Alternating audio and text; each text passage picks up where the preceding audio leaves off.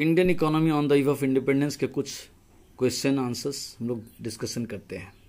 Let's see, let us discuss the objective type questions of Indian economy on the eve of independence. Here the first question is, which of the following was the main feature of Indian economy on the eve of independence? Semi-feudal economy, unbiased economy, industrial economy, all of this. मतलब जब देश हमारा Britishers हमको छोड़ के गए थे 1947 में, तो उस समय हमारा देश का इकोनॉमी की विशेषता क्या थी? वो सेमी फ्यूडल इकोनॉमी था या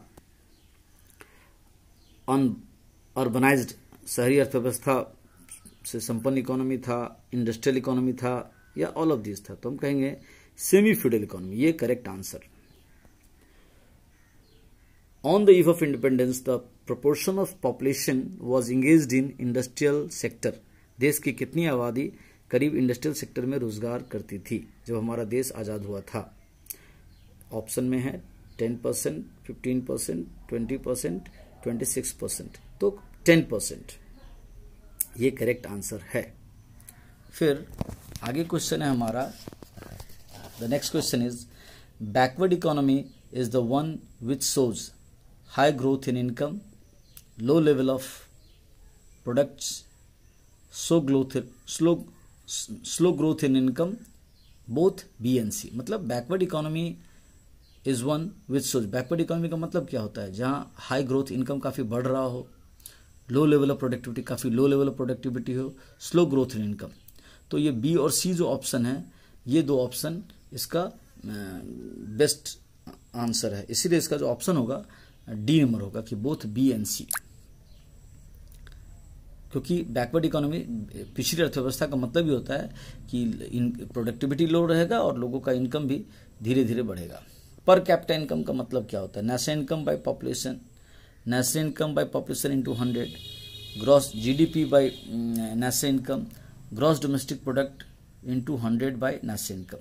तो सी और डी ऑप्शन तो किसी भी हाल में आपका नहीं हो सकता है, और इसका सही उत्तर होगा नेशनल इनकम बाय पॉपुलेशन. देश का total national income by population, तो पर कैपिटा इनकम आ जाता है, इसलिए ऑप्शन ए सही होगा.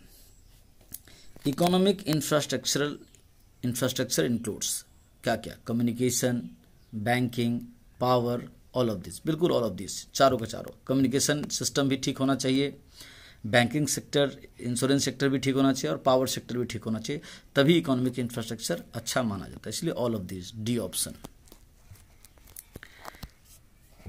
नेक्स्ट क्वेश्चन है, distribution of working population among different sectors of the economy is called occupational structure, output structure, population structure, gender structure. मतलब अलग अलग तरह के जो सेक्टर्स है, प्राइमरी, सेकेंडरी, टर्शरी, या एग्रीकल्चर सेक्टर, इंडस्ट्रियल सेक्टर, इन सब सेक्टर में जो लोग काम करते हैं उसको क्या कहा जाता है? Occupational structure, output structure, population structure कि जेंडर स्ट्रक्चर?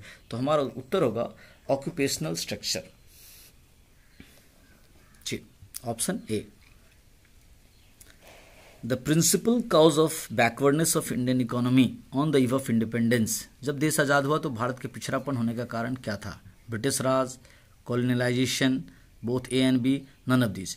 तो ये बोथ ए एंड बी सही था, क्योंकि ब्रिटिश राज और कॉलोनाइजेशन ये दोनों के कारण भारत पिछड़ा था, बैकवर्ड था.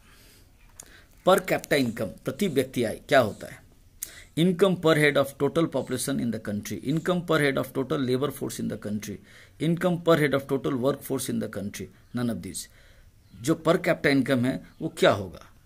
प्रति व्यक्ति. अभी हम लोग ऊपर डेफिनेशन क्या देखे थे पर कैपिटा इनकम का? National income by population.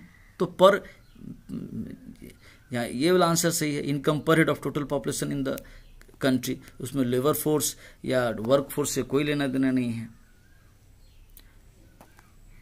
ठीक है, इसीलिए क्या कहते हैं, कौन सा क्वेश्चन था? पर कैपिटा इनकम का मतलब हो गया इनकम पर head of total population in the country. Option A. 9 number question क्या कह रहा है? On the eve of independence India was net importer of. जब देश आजाद हुआ था उस समय तक भारत क्या था? इंपोर्टर था क्या चीज का? प्राइमरी प्रोडक्ट्स का, इंडस्ट्रियल प्रोडक्ट्स का, फिनिश्ड गुड्स का, एग्रीकल्चर गुड्स का। तो industrial products, finished goods, primary products का तो था नहीं, है ना।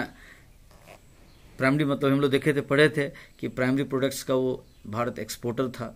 इंडस्ट्रियल प्रोडक्ट और फिनिश्ड गुड्स दोनों ही सही लगता है, तो हम लोग फिनिश्ड गुड्स को टिक करेंगे और इसलिए इसका आंसर सही होगा 9C।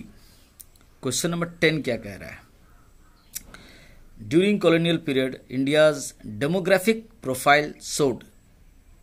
जो कॉलोनियल पीरियड था, ब्रिटिश शासन का समय था, इंडिया का जो डेमोग्राफिक प्रोफाइल था वो high birth rate, high death rate, high infant mortality, all of these क्या था? उच्च मृत्यु दर, उच्च जन्म दर, बच्चों लोग को जन्म लेने के साथ ही मर जाना वो ज़्यादा था, या ऑल ऑफ दिस? तो तीनों ही था। बर्थ रेट भी काफ़ी हाई था, डेथ रेट भी काफ़ी हाई था, और हाई इन्फेंट, बच्चों लोग का जन्म लेते ही मर जाना भी काफ़ी था, यानी तीनों स्थिति थी। इसका कारण था कि जो हेल्थ फैसिलिटीज़ था भारत में वो काफ़ी पुअर क्वालिटी का था। हेल्थ इंफ्रास्ट्रक्चर को ब्रिटिशर्स लोगों ने डेवलप नहीं किया था। चलिए, तो यहाँ हम लोगों ने डिस्कशन कर लिया।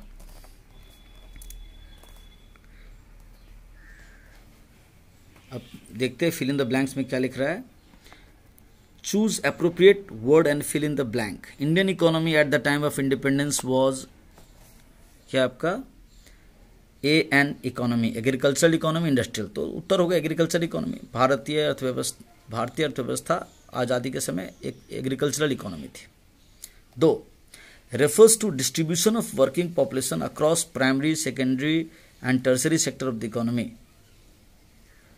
क्या बताता है कि जो वर्किंग पॉपुलेशन है वो प्राइमरी सेक्टर में, सेकेंडरी सेक्टर में, टर्शियरी सेक्टर में कितना काम करती है। इंडस्ट्रियलाइजेशन दिखाता है कि occupational structure. The answer is occupational structure. Mining as a production activity belongs to. Mining करना प्रोडक्शन एक्टिविटी के रूप में किस में आता है? प्राइमरी में कि सेकेंडरी में? ये प्राइमरी सेक्टर में आएगा, क्योंकि माइनिंग करके जो चीज़ निकाली जाती है वो हो गया प्राइमरी सेक्टर का काम, फिर उससे जो प्रोडक्ट बनेगा वो सेकेंडरी सेक्टर में आएगा। On the eve of independence dash was the principal occupation of the people and it recorded the highest percentage contribution to the country's GDP compare to other sectors of the economy. मतलब जब देश आज़ाद हुआ था उस समय जो स्थिति थी, प्रिंसिपल ऑक्यूपेशन लोगों को क्या था? माइनिंग था कि एग्रीकल्चर था? एग्रीकल्चर था। करीब 80%, 90% लोग एग्रीकल्चर सेक्टर में थे। Dash were developed by the British Raj to enlarge the size of market for the British. अपना भारत में बाजार लंबा करने के लिए, ज़्यादा दूर दूर तक पहुंचाने के लिए क्या लाया भारत में? रेलवे लाया कि रोडवे लाया? रेलवेज लाया था। चलिए आगे देखते हैं क्या लिखा हुआ है 6 में। Mode of production leads to low productivity. Feudalistic, capitalistic. Feudalistic मतलब जमींदारी प्रथा, एक तरह से मैनुअली काम ज़्यादा होता है। तो किसमें लो प्रोडक्टिविटी ज़्यादा होगा? फ्यूडलिस्टिक, क्योंकि जमींदारों के अंडर में ज़मीन के मालिक खुद नहीं रहेंगे तो वहाँ लो प्रोडक्शन होगा, इसलिए यहाँ हो जाएगा feudalistic. At the time of independence bulk of work force was engaged in. जब देश आज़ाद हुआ तो ज़्यादातर लेबर फोर्स किस क्षेत्र में था? एग्रीकल्चर और इंडस्ट्री। एग्रीकल्चर में था, क्योंकि भारत तो इंडस्ट्रियली काफ़ी खराब था। चलिए इसका ये देख लीजिए। ट्रू फॉल्स दिया है। ट्रू फॉल्स क्या है? On the eve of independence only heavy and basic industries were developed. क्या लिखा है कि भारत में हेवी और बेसिक इंडस्ट्रीज डेवलप्ड हुए थे? False. Less than 20% population was literate in 1948। बिल्कुल सही, 20% से कम ही आबादी करीब देश की पढ़ी लिखी थी। फिर आपका है growth rate of production population before independence was far less than that of it is now. मतलब आज आबादी का जो वृद्धि दर था वो इंडिपेंडेंस से जो पहले था वो काफ़ी कम था जो अभी है। ये आंसर सही है। लेकिन उस समय डेथ रेट भी ज़्यादा था, अभी डेथ रेट नहीं है। Year 1921 is regarded as the year of great divide with regard to population growth in the country.